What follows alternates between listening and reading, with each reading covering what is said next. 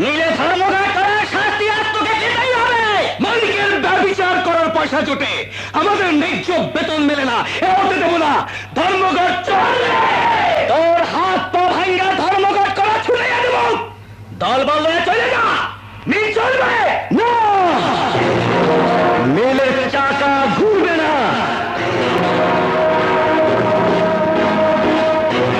আমার এই মা মরার সময় একটু পানি পর্যন্ত পায় নাই।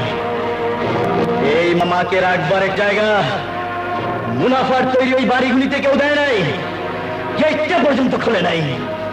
তারপরও মাথার গাম পায়ে ফেলা মুনাফা লুটার জন্য এই মিল চালানো আমরা কোনদিন না। মিল চলবে না, চাকা ঘুরবে না।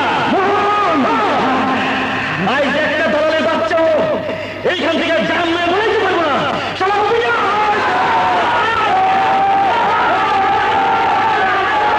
হ্যালো, গুলশান থানা? হ্যাঁ, গুলশানের 143 নম্বর রোডের 8 নম্বর বাড়িতে তারা যেন একটা মেয়েকে আটকে রেখেছে। সম্ভব হলে পুলিশ পাঠিয়ে মেয়েটাকে উদ্ধার করুন। না, জানি না।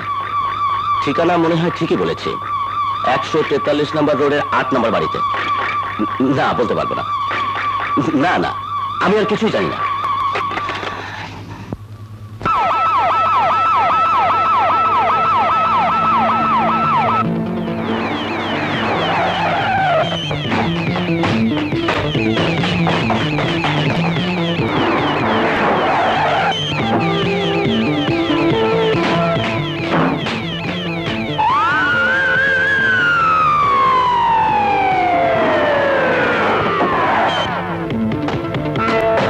বাড়ির লোককে ধরে ফেলেছি স্যার। গুড। মেয়েটি কোথায়? গতকাল থেকে আমাদের কাস্টডিতে আছে। ওকে, এবার বাড়ির লোকটিকে কাস্টডিতে নিয়ে সবকিছু প্রসেস করো। মিস কুলসুম ধর্ষিতা, তার জীবনের সমস্ত আশা আকাঙ্ক্ষা আসামি মোহন ধুলোয় মিশিয়ে দিয়েছেন। Objection your honour. বাদী পক্ষের বিজ্ঞ আইনজীবী কোন সাক্ষ্য প্রমাণ ছাড়াই আমার মক্কেল মোহনের কাঁধে দোষ চাপাতে চাইছেন। আচ্ছা আব্দুল কাদের সাহেব, আসামি মোহনকে আপনি কিভাবে চেনেন? সে আমার বাড়ির ভাড়াটিয়া। পুলিশ আপনার এই ভাড়াটিয়া ঘর থেকে কাকে উদ্ধার করেছে? একটি মেয়েকে। কেন? তাকে রেপ করে ঘরে তালাবদ্ধ করে রাখা হয়েছিল। আচ্ছা আব্দুল কাদের সাহেব, আসামি মোহন একজন নামে মাত্র শ্রমিক, ব্যবসায়ী নয়। মাসে মাসে 10,000 টাকা বাড়ি ভাড়া সে আপনাকে কিভাবে দিয়েছে তা আজ আমি জানি না। আসামি মোহন একজন শ্রমিক সেজে সে নারী ব্যবসায়ী করত, যার ফলে 10,000 টাকা বাড়ি ভাড়া দিতে তার পক্ষে কোনো অসুবিধেই হতো না। মিথ্যা কথা। আমি আল্লাহ রসুলকে মানি, পাপরে ভয় পাই। উকিল সাহেব নিষেধ করেন হুজুর, নইলে আমি ওর দাঁত মুখ ভেঙে ফেলাবো। উকিল সাহেবকে কাজে বাধা দেবেন না। আমার দ্বিতীয় সাক্ষী আসামি মোহনের গ্রামের নির্বাচিত চেয়ারম্যান জনাব তোরাব আলী মিয়া। সাক্ষী তোরাব আলী মিয়া হাজির। বলুন। যাহা বলিব সত্য বলিব। যাহা বলিব সত্য বলিব। সত্য বই মিথ্যা বলিব না। সত্য বই মিথ্যা বলিব না। আপনি আসামি মোহনের যে গ্রাম, সেই গ্রামের লোক, চেয়ারম্যান। ওই গ্রামের লোকের ভোট পেয়েই তো আপনি চেয়ারম্যান নির্বাচিত হয়েছিলেন। যে ইলেকশনে প্রায় সকলেই আমাকে ভোট দিয়েছে। ইলেকশন করছে না, মিথ্যা। ভয় দেখাইয়া জাল ভোট দিয়া ব্যালট বাক্স চুরি করে সে চেয়ারম্যান। Order order.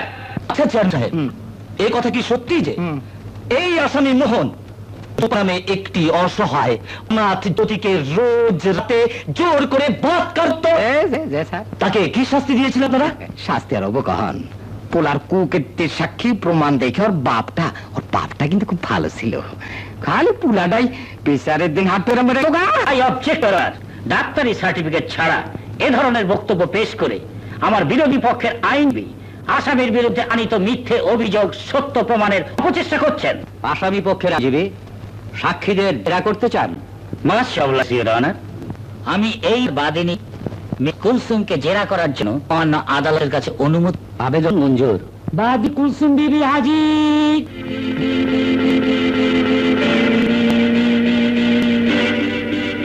আমার সাথে সাথে বলুন।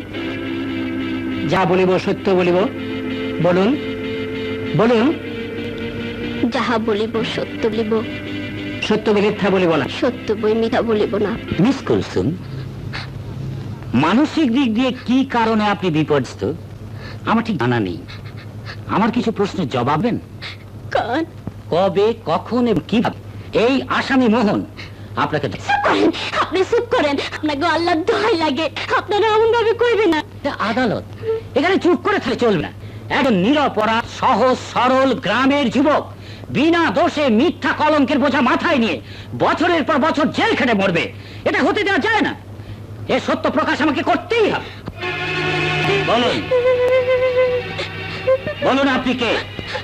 কুলসুম কি আপনার আসলাম, নাকি এদেশের অনেক বারবনিতার মতো আপনি নামের আশ্রয় ছিলেন? আরেকটি অনার্স, আমার কেলা ফুলের মতো একটি সুন্দর ইস্পাত আসামি পক্ষের বিজ্ঞ আইনজীবী তাকে পার্বণিতার সাথে তুলনা করছেন। Objection accepted. আসামি পক্ষে আইনজীবী একজন নারীর প্রতি পূর্ণ সম্মান প্রদর্শন করে আমি জেরা করার জন্য আদেশ করছি। মহামান্য আদালতের আদেশ শিরোধার্য। Objection your honour. Objection does not arise, much oblige. বলুন, আপনার আসল পরিচয় বলুন। হ্যাঁ বলুন।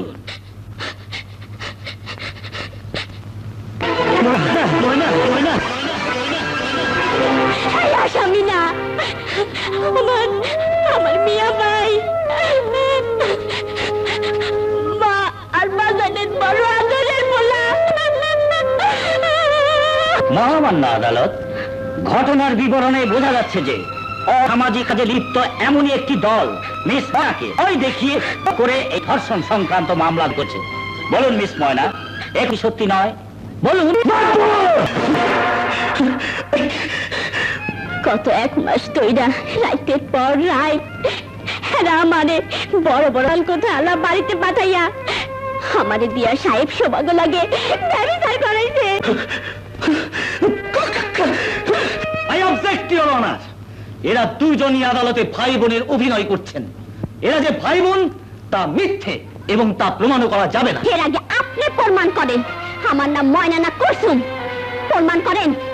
বাংলাদেশের কেউ কোনোদিন আপন ভাই বোনদের জড়াইয়া কোন শিক্ষিত লোক এই রকমের ডাহা মিশা কথা কইছে কিনা?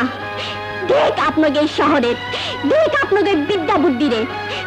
আমি গ্রামের মাইয়া, আমি তো কোনোদিন মানুষের মধ্যে বইয়া এসব কথা কত দূরে থাক আলোচনা শুনি নাই।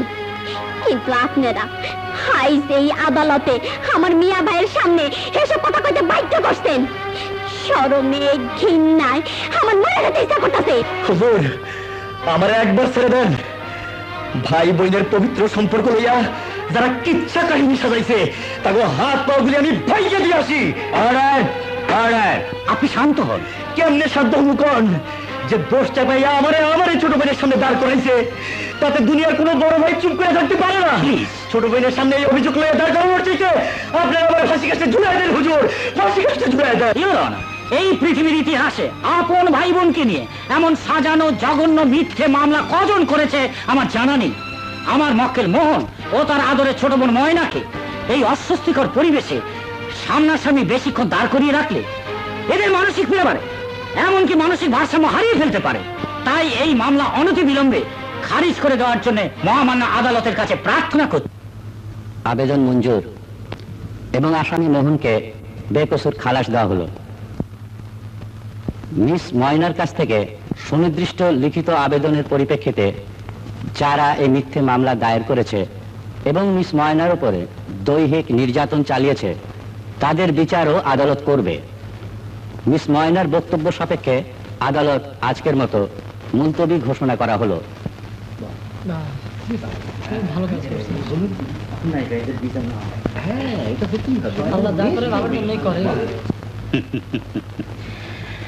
হাসি বাবা। জি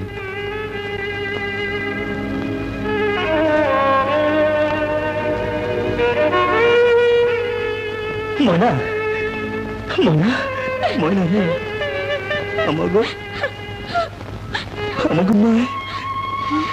মায় কি হয়েছে মায়ের? কথা কও না মিয়া ভাই, মিয়া ভাই কথা কও, চুপ করে থাকো না। কি হয়েছে? কথা কও না কে? ময়না, আমাগো মায় আর তুই নেই নাই।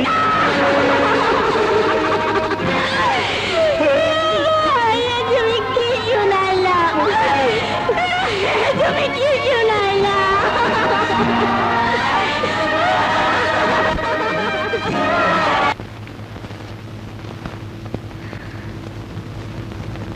মিনা, আমার এখন মোহনের খোঁজ করতে হইব। এই ঢাকা শহরে তুমি একা একা কোথায় মোহন বের করো? আমি মিলে একবার মুর্শিদের মোকাবেলা করেই তোমার মোহনকে খুঁজে বের করে দেব। চল যাই। হায় হায় হায় হায় হায় হায় রে, করছেনটা কি আপনি? আপন ভাই বোনের আদালতে খাড়া করছেন, কেস বিট কইরা শিক্ষিত লোক হয়ে বলতেন নাকি আপনি? আপন ভাই বোন? যে খালাতো ভাই বোনের একটা ফাঁকা ছিল, এইটাও বন্ধ করছেন নাকি? এখন তো পুলিশে ধরে দেব। সুরত, এসব কথা আমাকে আগে বলনি কেন? কেমনি খবর? যখনই কইছে মেয়েটা নিয়ে কই যাবেন তখন কেন কেন কেন মোহনের বোনকে গ্রাম থেকে ধরে এনেছিলে? আমি তো কিছু বুঝতে পারছি না। আরে বুঝাবো কখন? মোহনের কথা কই নেই, আপনি খালি কইছেন মোহনের ব্যবস্থা আপনি করবেন। আমাকে দরকার নেই, আমি সামলাম। আর সামলাতে হবে না। তাকিয়ে দেখ, প্রতিশোধ নেওয়ার জন্য মিনা প্রস্তুত। মিনা, এই সেই হারামজাদা যার জন্য বারবার আমি জেল খাটছি।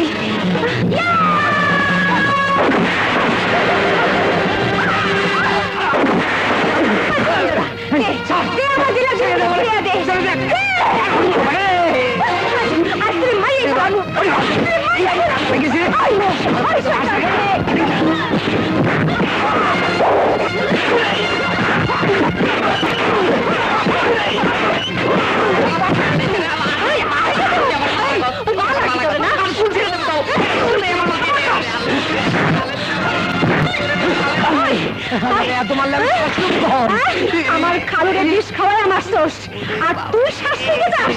শাস্তি দিতে চাস?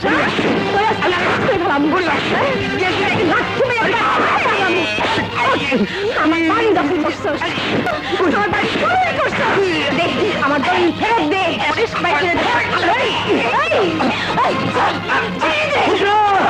শয়তান!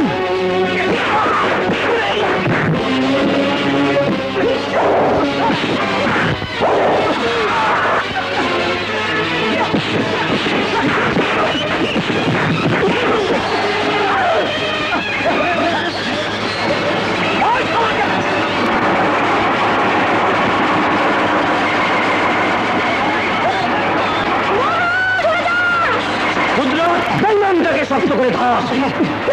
আজ আমি ওকে ছাড়বো না। ওর হাঁটি আমি মাটির সঙ্গে মিশে দেবো।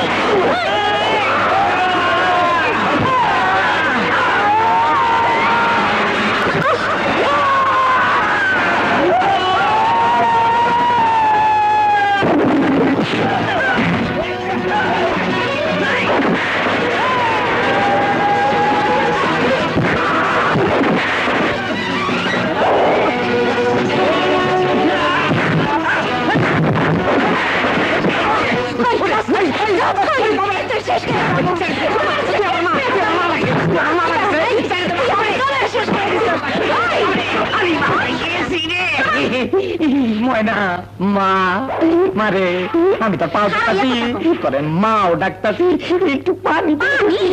আরে তোমায় গেলে আমি ঠাস করে পুড়ে মরে যাবো, তখন কিন্তু পানি দেওয়ার সময় পাবি না। আমার জীবন নষ্ট করে শাস্তি লইব কেন?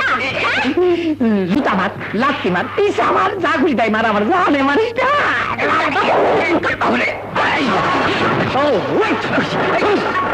আমার বইনের ইজ্জত লুচাস, আমার বাজান যে বিষ খাওয়া মারছস। আজ আজ করে আমি জমিন না যাবো।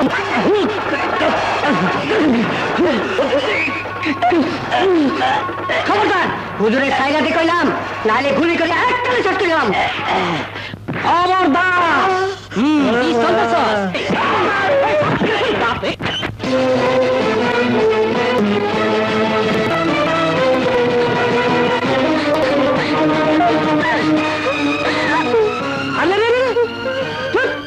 আত্মহত্যা করতেছ? পয়সা দেখে কি করুন? এই বাপ মাথার মাথাটা সোজা করবা, আমি তোমার দুঃখ কষ্ট ভুলাইয়া দেবো। ইসিরে কি কাবুজা ভাই চলতেছে? সংসারে আমি পাতে লিস্টি করো, আমি তোরা ঠুসা দিয়ে। হ্যাঁ,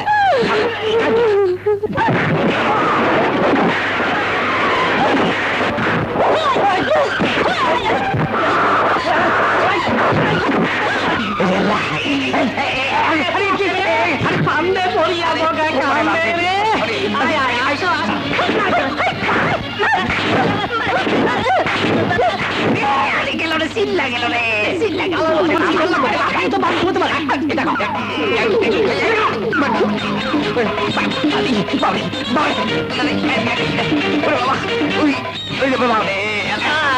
লাগে তো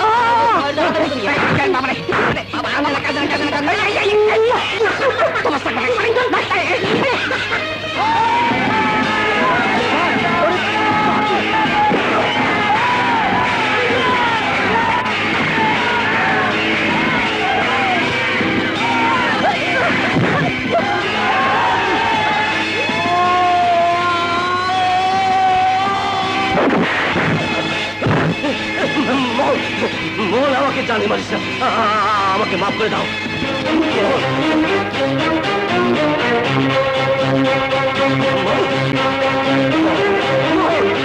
না না,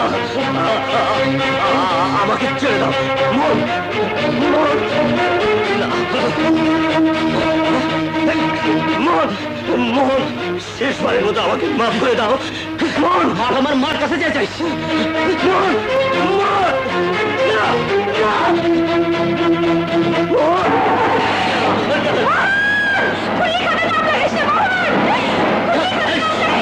শালা!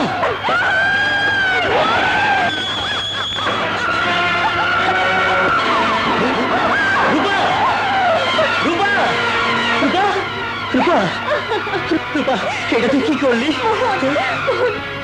সারা জন্ম মা বাপ ছাড়া একলা যুদ্ধ করছি, তুই তুই আমার জীবনে আইসা যদি হারায় যাস, খুন হস, তুই আমি কি লয়ে বাঁচু?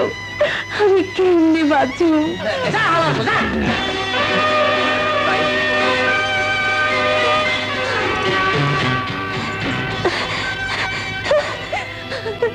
তুই খুনি হইলে তোরা তো দুজন হয়ে যেত, আমি কেমনে বাঁচতাম? আমি কেমনে বাঁচতাম মোহন? আমি কেমনে বাঁচতাম?